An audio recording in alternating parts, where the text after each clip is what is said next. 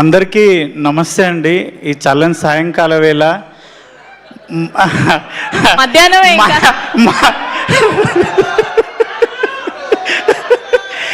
మనందరి సినిమా ఇరుముడి 6 ఏళ్ళ పాప నుంచి 60 ఏళ్ళ ముసలి వరకు ప్రతి ఒక్కరు థియేటర్కి పోయి చూస్తురన్న. ఎవరన్నా మా ఇంటి పక్కన రామ్లక్ ఉంటుంది, ముసలామే మా పోరడు అన్నాడు, నాయనమ్మ 4 రోజులు అయితే ఫోన్లో వస్తుంది చూడొచ్చు అంటే, అరే బాడక అది సినిమా ఆ థియేటర్లో చూసే సినిమానంట, ఫోన్లలో చూడొద్దంట, థియేటర్లో చూసే సినిమానంట అని ఒక ముసలామె అన్న, ఒక 55 ఏళ్ళ ముసలామే ఆ మాట అంటుంది. ఆమె కూడా థియేటర్లో చూడాలనుకుంటుందంటే మన సినిమా ఎంత గొప్ప సినిమా అన్న, ఎంత గొప్ప కథ అన్న. ఇన్స్టాలో మొత్తం సినిమాను మొత్తం రివీల్ చేసేసారన్న. అయినా సరే ఏ ఒక్కరు కూడా ఎంత రివీల్ అయినా సరే ప్రతి ఒక్కరు సినిమాని థియేటర్లోనే చూడాలి, సినిమాని థియేటర్లోనే చూడాలి అన్న. నిజంగా చెప్తున్నా, అప్పుడెప్పుడో ఒసే రామలమ్మ సినిమాలో ఒసే రామలమ్మ సినిమాకి మా ఊర్లో లైన్లు కట్టి ఆడ మొగ అమ్మ నాయనమ్మ పిల్లలందరూ పోయేది. మొన్న చూసినన్నా ఏ సినిమా అయినా షాద్నగర్లో ఒకటే థియేటర్లు వేస్తారు, 3 థియేటర్లో 4 రోజులు హౌస్ఫుల్ ఉంది.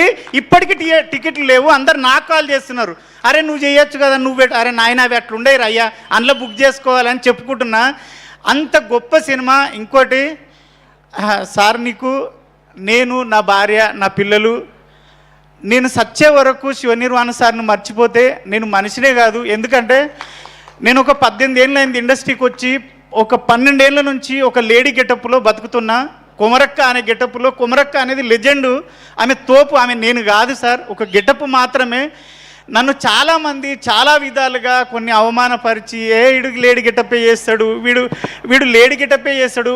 నా ఫ్రెండ్స్ నా డైరెక్టర్లు నా రూమ్లో ఉన్నోళ్ళు 15 మంది డైరెక్టర్లు అయ్యారు సార్. వాళ్ళొక్కరు కూడా నా గురించి ఆలోచించలేదు సార్. నేను ఎంత చేస్తున్నా వాళ్ళకి తెలుసు.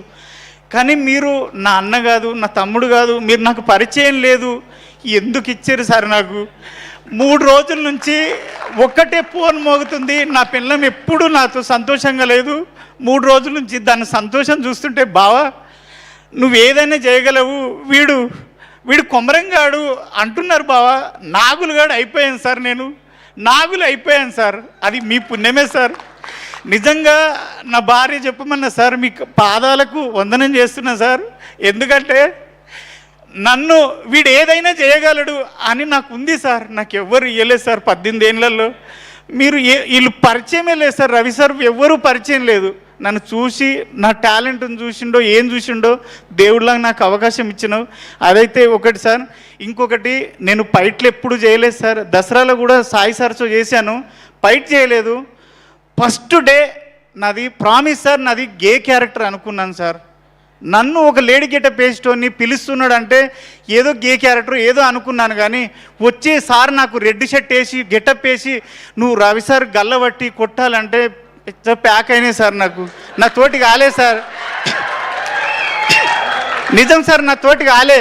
అప్పుడు ఆడొక బూత్ మాట ఉంటుంది, సార్ అన్నాడు అనరా అన్నాడు. అమ్మ నీ కాలుమొక్త సార్, నేను అనలేను సార్ అన్న. అంటే ఏం కాదు అనరా అన్నాడు. మీరు వచ్చేటప్పటికే నేను చెమటలతో తడిచిపోయినా సార్. మీరు అనుకున్నారు ఆ స్ప్రే కొట్టారేమో అనుకున్నారు సార్. కానీ అప్పటికే నేను మిమ్మల్ని చూసి తడిచిపోయాను సార్ అప్పటికే. కానీ గల్లబట్టి కొట్టిన ట్రైలర్లో ఉంటుంది, సినిమా చూసిర్రు, అది సింగిల్ టేక్లో ఓకే అయింది, హ్యాపీ ఫీల్ అయినా. తర్వాత ఫైట్ జరుగుతుంది. నేను 42 సినిమాలు చేశాను సార్. ఏ హీరో కూడా నాకు ఇంత కంఫర్ట్ ఇవ్వలేదు సార్. మీరు ప్రతి దగ్గర ఏం చెప్తున్నారంటే, అరే చూసుకున్నావా ఓకేనా ఫైటు, ఓకేనా ఫైట్ సార్. నేను అంత అద్భుతంగా ఫైట్ చేయడం ఏంటి సార్? ఎన్ని ప్రొడక్షన్ హౌస్ల నుంచి నాకు ఫోన్లు వచ్చినాయి సార్. ఈ 3 డేస్లోనే ఒక 7 ప్రొడక్షన్ హౌస్ల నుంచి నాకు కాల్స్ వచ్చినాయి సార్. ఒరే నువ్వు నాగులుగాడేనా, ఇంత కుమరకంటే మేము నమ్ముతలేం రా నాయన, మతిపోతుందిరా నాయన అని. అదంతా మీరు ఇచ్చిన ఇదే సార్. ఆది కూడా సార్, మీ ఫైటరు ఆదినారాయణ మీ గురించి చెప్పి చాలా సపోర్ట్ చేసిండు. మీకు నిజంగా సార్ ఒక్కడైతే గ్యారంటీ చెప్తా, మన ఇండస్ట్రీలో కాదు ఎక్కడైనా 100 మంది హీరోలు ఉంటే 100 మందికి 100 రకాల ఫ్యాన్స్ ఉంటారు. కానీ ఆ 100 రకాల మంది ఫ్యాన్స్, 100 హీరోల ఫ్యాన్స్ ఒకే ఒక వ్యక్తిని ఇష్టపడే వ్యక్తి మన రవితేజ సార్. ఆయనకు సపరేట్ ఫ్యాన్స్ ఫాలోయింగ్ అంటూ లేదు, అందరు హీరోల ఫ్యాన్స్ కలిసి ఇష్టపడే మనిషి ఆ సారు. అంత మంచి సారు. మీరు ఇక్కడ నైట్లో ఫైట్ జరిగేటప్పుడు కూడా ప్రతిదీ అరే తాకుతుంది చూసుకో, సరేనా, నీకు కంఫర్టేనా అన్నాడు. ఆ ఫైట్లో అయితే కుక్కను కొట్టినట్టు కొట్టిరు సార్. ఆ రెడ్ షర్ట్ వేసుకున్నాడు శివసారికి చెప్పిన దెబ్బ తాకిందంటే ఎక్కడ వద్దంటాడు అని భయంతో వద్దు, నా లైఫ్లో ఫస్ట్ టైం వచ్చింది నిరూపించుకోవాలని సార్ తాకిందారా కొమరం అంటే లేదు సార్ ఎక్కడో అక్కడ వాసిపోతున్నాయి రైట్. ప్రతిరోజు ఆ 4 రోజులు డోలో వేసుకొని పండుకున్నా సార్. మందు అలవాటు లేదు, మందు ఉంటేసి కానీ డోలో వేసుకొని పండుకున్నా కంపల్సరీ. కానీ మీ మంచితనం ఏంటంటే దెబ్బ తాకిన ప్రతిసారి వచ్చి అరే సారీరా తాకిందా అంటే ఏందాకలేదు సార్ ఏందాక భయము.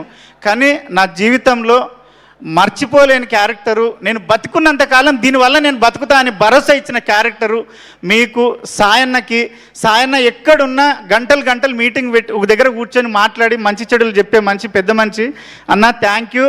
వల్లి గారికి, మన కోడైరెక్టర్ సురేష్ అన్నకి, ప్రతి ఒక్కరికి 24 క్రాప్లో పనిచేసిన ప్రతి ఒక్కరికి, రియల్ సతీష్ మాస్టర్కి, డిఓపి సార్కి, ప్రతి ఒక్కరికి థ్యాంక్ యూ. ఆ టీచర్ అమ్మ నీ గురించి మా వదిన మా భార్య అందరు ఏమన్నారంటే తప్పుగా అనుకో సార్, ఉన్నట్టు చెప్తున్నా, అది ఆ టీచర్ అమ్మ మీద రాక్షసి ఉన్నట్టున్నది దాన్ని చంపుండ్రు అన్నారు.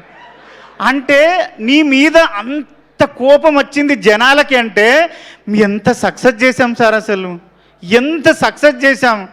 సాయన్న ఒక్కటే డైలాగ్ అయిపోయింది. మీరు లాస్ట్లో మీరు రవితేజ్ సార్ తోటి ఒక్కసారి మా భార్యను పాపకి చెప్పొస్తా అంటే సార్ అయిపోయింది ఇంకా లేదు. మీ అందరికీ థ్యాంక్ యూ. ప్రొడ్యూసర్లకి అందరికీ, అనంత శ్రీరామ్ గారికి thank you so much sir. మీ అందరికీ పాదాభివందనం చేస్తున్నాను. మాకు అర్థమైంది మీ ఆనందం అంతా కూడా. కంగ్రాచ్యులేషన్స్ మీకు. ఎస్ కమాన్ రాఖీ గారు, చాలా ½ మినిట్లో మాట్లాడాలి మనం ఇప్పుడు.